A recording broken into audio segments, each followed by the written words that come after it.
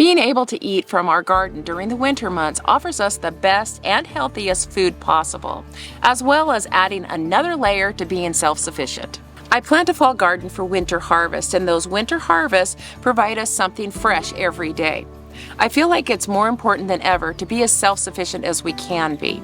How about you?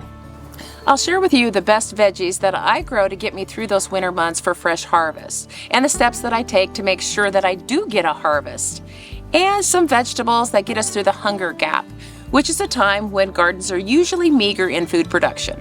I look forward to fall gardens every year, especially when we have years like this one where we had a really hot summer. I feel like fall gardening is a lot easier. There's less pest pressure as well as less weeding. I pretty much plant the same types of crops that I do in the springtime. However, there are certain varieties of each of those crops that do better going into winter months, rather than the spring crops going into warmer months. But I'll talk more about that in a minute. If I want to get a good harvest, my soil needs the utmost attention first before planting. I've been growing all spring and summer, and more than likely the soil has been depleted of nutrients as well as organic matter. Fall is a great time to amend your soil again.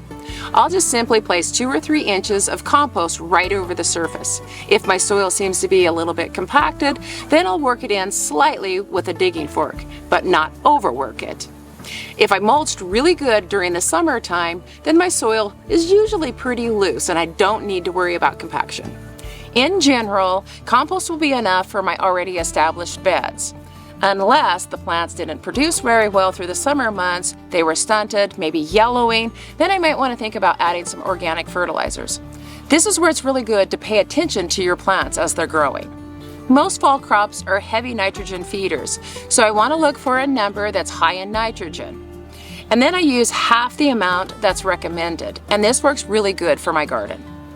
I love our raised beds for fall and winter gardening. For one, they drain really good, and what you don't want for the winter months is wet, soggy soil, because your plants aren't going to thrive. They're not going to grow very well. And I also like that they warm up a lot faster as the sun hits that soil during the day.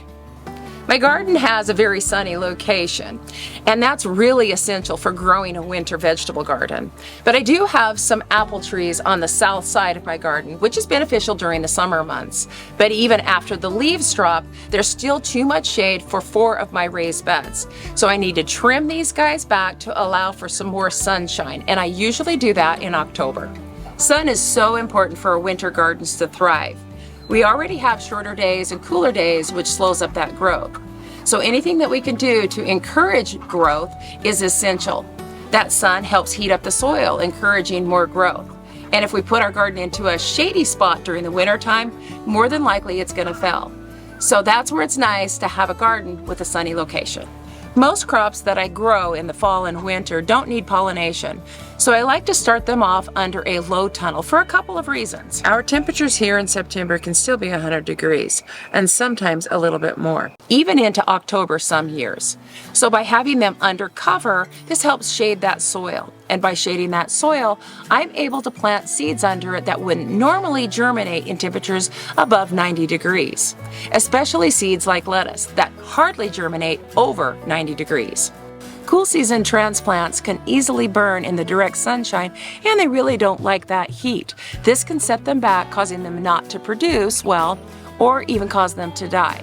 But I have to get them planted so that they can get a good establishment before our cool weather settles in. By putting a floating row cover over them, that protects them and gets you that start that you need. We have a lot of white cabbage looper moths that fly around our garden, and these can wreak havoc on our brassica crops. These are those what people think are a white butterfly flying around. They're not so good. I'll plant my brassica crops and then immediately cover them with a floating row cover. This stops those cabbage loopers from laying their eggs and causing any further problems. But I gotta remember that I gotta check those plants to make sure that there are no insects on them before I plant. Birds love young seedlings, especially things like peas and beets and carrots. By covering them right away, right after sowing seeds, this will protect them. And it also helps so that you don't get frustrated when those seeds aren't there. You can make some simple hoops with some heavy gauge wire like this here. I got this from our farm store, and we just cut it right in half on one side with a friction saw. That makes my hoops almost 6 foot, making it perfect to go right over my 3-foot beds, giving it enough height for the plants underneath to be able to grow.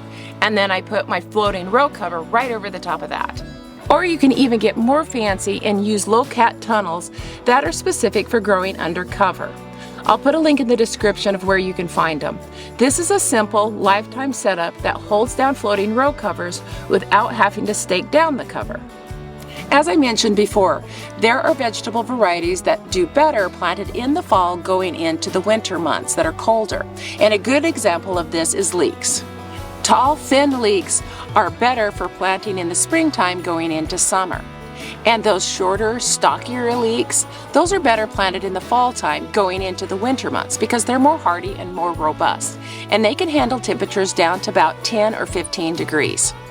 Some of my favorite winter leeks are Winter Giant, Tandora, and American Flag. These leeks here are King Richard. They're tall and skinny, and they're only hardy down to about 20 to 25 degrees. So I'll need to pull these guys out before we have a hard frost, or cover them with a heavy frost blanket. If I were to leave these leeks in all winter long, then the stems will get frozen pretty hard and cause them to be quite floppy. Whereas the winter leeks, they're thick and they're more robust, and those can be left in the ground uncovered all winter long, carrying us through that hunger gap time. I grow a lot of winter cabbages, and I plant them from transplants around mid-September to the end of September. This allows them enough time to get a good root system as well as a sturdy stem. By getting them in early, they can withstand those cold temperatures. Cabbages are pretty slow growing through the winter months, and I have to make sure that I cover them with a frost blanket on those extremely cold nights. Once the days start to get longer again in late winter, that's when they'll start to head up. And again, that's that hunger gap period, providing food during that time. Some of my favorite cabbage varieties to grow through the winter months are January King. This one is hardy down to about 20 degrees. Savoy cabbages are some of the hardiest and the best for growing through the winter months. These varieties are hardy down to about 15 degrees. They're the ones with the wrinkly leaves. Kale is one of the hardier vegetable varieties that I grow in my garden. It can be hardy down to 10 degrees and even cooler with some varieties. I like to start my kale from seed about early September. That way it gets a good establishment and again a good root system to help it get through the winter months. A lot of my kale plants were planted last year for my fall and winter garden. And if they're oversized, then I'll go ahead and pull those out. But before I do that, I'll go ahead and remove all of those leaves, take them inside, chop them up, throw them in a freezer container, and then I have them all winter long for soups. Now the nice thing about it is you don't even have to blanch it. Just chop and freeze. We love broccoli, and I do plant a lot of it in the fall time for winter use.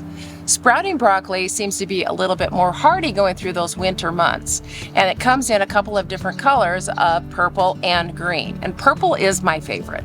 I like to plant my regular heading broccoli from transplants in early to mid-September. They're a little bit slower to develop than our sprouting broccoli is.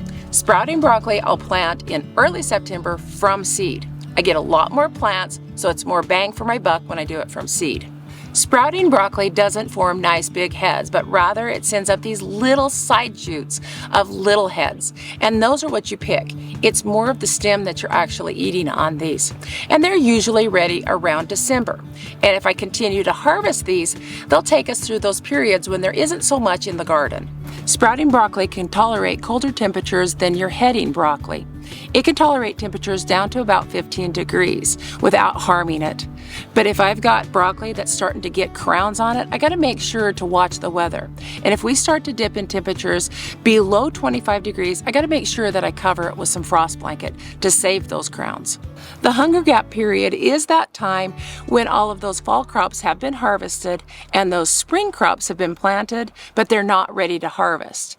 So this is the period when there's not much, if any, food, if wasn't planned right, in your garden. But with a little bit of planning and using some cover, like my low tunnels and my high tunnels, I can get things to produce pretty well during that period. Some reliable crops that carry you through that hunger gap are leeks, sprouting broccoli, hardy winter spinaches, as well as some winter cabbages, just to list a few. And I don't want to forget the Brussels sprouts. Brussels sprouts do much better for me when I plant them in the fall time rather than the springtime, and I rarely have to cover them. They're hardy down to about 10 degrees, and even some varieties will tolerate 0 degrees. I like to give my Brussels sprouts more room than I normally would my spring and summer crops, because as with winter, we don't have as many hours of sunlight, and by giving them more space, they don't shade each other, allowing more sunlight to help them develop those sprouts. I plant my Brussels sprouts from transplants, and I don't get these in till the end of September to the 1st of October. And one thing that I found with Brussels sprouts is they really love high nitrogen. So I always apply some blood meal into the soil before planting. One thing that I absolutely love about fall and winter crops is they only taste better and sweeter after a frost. That's why I love fall and winter gardens. Hardy winter spinach gives us some really nice greens through the winter months, and it's best sown from seed, and it's the most economical. Even though winter spinach can tolerate those cold temperatures and some light snow, I like to plant it under a floating row cover or even a cold frame with a bunch of red lettuces. Red lettuces in general do better going through the winter months, and placed in a sunny location under a cold frame, we can have spinach and lettuce almost every single day and through that hunger gap. Here's a tip. Spinach loves fertile and rich soil. So before you plant your seed, make sure that you amend it very well. Mache is another great leafy green to grow through the winter months. I love this because it's cold hardy down to 5 degrees without being covered. It's best directly seeded, and it's a dual crop. It can be used as a cover crop as well as a food crop. During the spring, when you're done with it, you can just chop it and drop it, or you can work it into the soil. During the winter time, it protects your soil from erosion. Collard greens are another excellent vegetable to be growing through the winter months, being cold hardy down to about 5 degrees as well.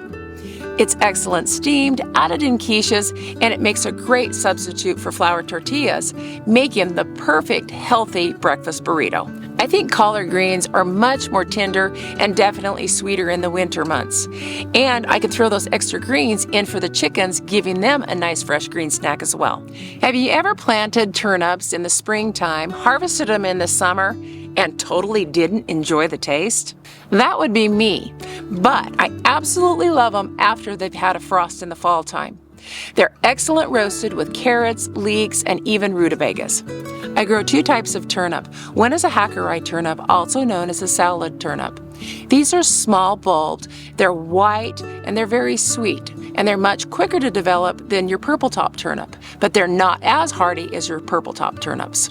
Hackeri turnips take about 45 days to develop in the fall time, and I need to make sure that I get these harvested before we have a hard freeze. But the purple top turnips can go all winter long. Purple top turnips are pretty cold hardy down to about 15 degrees, and we rarely get below that here. But if we were expecting something to get colder than that, then I'd want to make sure that I would mulch them or use a frost blanket to protect them. I love winter radishes because they're never hot and they sweeten as the winter goes. I do have to mulch them just like the turnips if we're expected the really cold temperatures, just to protect them from freezing. I also really love watermelon radishes, but when I plant them in the springtime, they just go to seed right away. They never get a nice sized root. But when I plant them in the fall time, they form a big root, they taste so good, and they're very cold hardy. Another really good fall radish to plant is the daikon radish. These have very big, long, and vigorous tap roots. These are excellent for planting in clay soils. When I first started my garden here, I would plant them in the spring as well as fall time. I'd let them grow and get a nice sized root. They'd break through that clay, then I would chop it off. And at that point, they would just rot in that soil. So they did 2 things. They amended that soil and they broke up the clay soil as well. Radish and turnip seeds should be directly sown right into your garden soil, and you don't want to get them in too early. You want the temperatures to be below 95 degrees, otherwise they want to quickly bolt and go to seed. I usually sow my seeds of turnips and radishes the mid to the end part of September, and they do excellent when planted this late. What would a winter garden be without scallions, also known as green onions? I start to sow my seed the first part of September on the edges of all my beds. One thing about scallions, the seeds need to be kept moist in order for them to germinate properly. Scallions can be grown in a wide variety of regions because they're so cold hardy. They are hardy down to about 0 degrees. When I am talking about the temperatures or the degrees for all of these vegetables, I am referring to Fahrenheit. I store my carrots, parsnips, and sunchokes right in the ground through the winter months. This causes them to taste sweeter, and it doesn't take up precious space in the root cellar. I just got to make sure that I harvest all of the parsnips and the carrots before they start growing again in the springtime. Because if I let them grow, then they start to get pithy and they can get woody. And that doesn't taste so good. I'll always leave a few sunchokes in the ground so that they can restart some new plants and develop more sunchokes the following year. Sunchokes, also known as Jerusalem artichokes, are quite hardy, but it's best to harvest them after the tops have died back due to a frost. Not only are they better tasting, but they're a lot easier on the stomach. It's almost garlic season, and I strive to get my garlic planted on a full moon in October. It's not something that you'll be harvesting in the middle of winter time, but you can use that green garlic during that hunger gap. If you want to learn more about planting garlic, I'll put a link somewhere up here so that you can learn how I plant my garlic. Mulching in the winter time is almost as important as mulching in the summertime. What it does for you during the winter months is it helps keep the temperatures more steady and keeps it from fluctuating too much, and that helps those plants get off to a good start and stay producing well. I like to mulch my transplants right away after planting, and I'll wait for my seedlings to get about 3 to 4 inches before I start mulching those. I can grow a lot of these cool season crops outside through the winter months, and they do just fine without any cover. However, when I use my frost blankets, cold frames, and high tunnels, that helps keep that soil warmer, the air temperatures warmer, and these plants will produce and continue to produce twice as fast as they do outside. Frost blankets could add 5 to 8 degrees of protection for your vegetable plants. And then if you double that up, you're getting double that protection. Cold frames and high tunnels can be about 10 to 15 degrees warmer than it is outside. So you can see where using these gives you a great advantage.